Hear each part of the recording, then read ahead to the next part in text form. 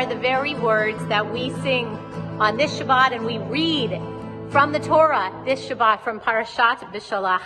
We read these words, although they are a song. They are from the Song of the Sea, Shirat Hayam, which is the song that Moses leads the people in singing as they have parted the sea, left slavery, left Egypt, and are on their way towards freedom.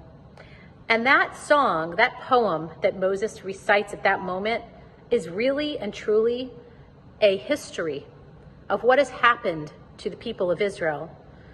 It's important to remember that history, of course.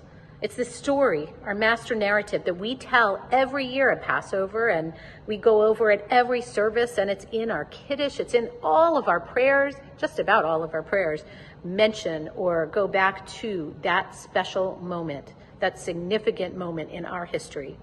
Our history is important, and we continue to tell it over and over again, not just that it happened to people many years ago, but that it happened to us. As we say during the Pesach Seder, it is because of what the Lord did for me.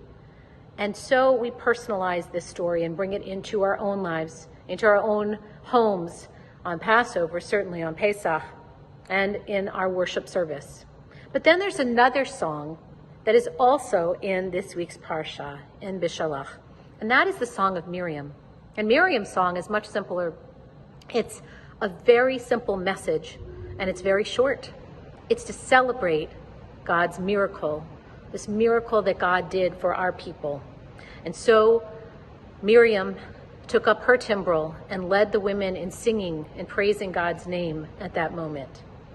Those two songs are important in different ways. One, Moses' song, Shirat Hayam, is important because it reviews our history so that we can pass that history on from one generation to the next over and over again so that we will have this continuity of tradition. And Miriam's song is important for a different reason. It's important to remember to celebrate those joyous moments. You know, in our lives right now, we're living through a worldwide pandemic. And it is a scary time. It still continues to be. We don't know what lies ahead, but the reality is we never actually did know what lies ahead. That's true of life. It's especially true during a pandemic, though.